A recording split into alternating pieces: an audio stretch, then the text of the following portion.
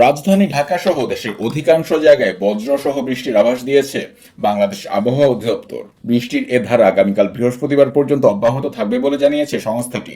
এ সময় সারা দেশে দিন এবং রাতের তাপমাত্রা প্রায় অপরিবর্তিত থাকতে পারে। মঙ্গলবার বাংলাদেশ আবহাওয়া অধিদপ্তরের আবহাওয়াবিদ মোহাম্মদ হাফিজুর রহমানের দেওয়া পূর্বাভাসে এ তথ্য জানানো হয়।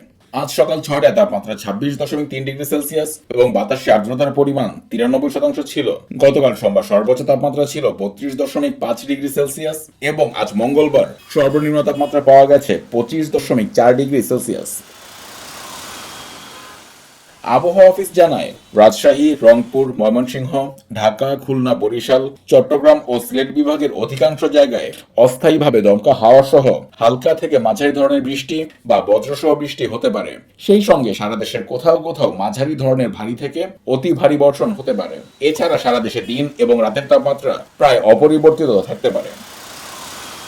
সংস্থাটি আরও জানায়, আগামীকাল রংপুর, রাজশাহী, ময়মনসিংহ ও সিলেট বিভাগের অধিকাংশ জায়গায় এবং ঢাকা, খুলনা, বরিশাল ও চট্টগ্রাম বিভাগের অনেক জায়গায় অস্থায়ীভাবে দমকা হাওয়া সহ হালকা থেকে মাঝারি ধরনের বৃষ্টি বা বজ্রসহ বৃষ্টি হতে পারে। সেই সঙ্গে রংপুর, রাজশাহী, ময়মনসিংহ ও সিলেট বিভাগের কোথাও কোথাও মাঝারি ধরনের ভারী থেকে ভারী বর্ষণ হতে পারে। এছাড়া সারা দেশে দিনের এবং রাতের তাপমাত্রা সামান্য বাড়তে পারে।